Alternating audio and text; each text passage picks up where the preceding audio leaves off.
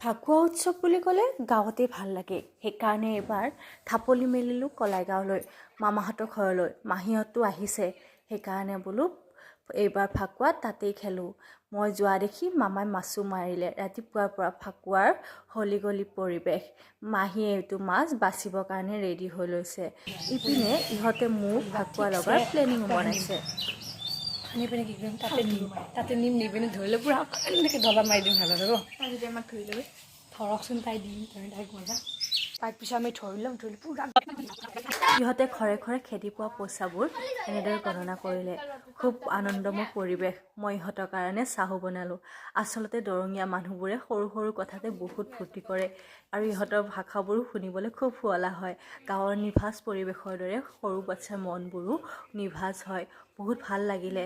এইবাৰ ফাকুৱা বহুত এনজয় কৰিলোঁ।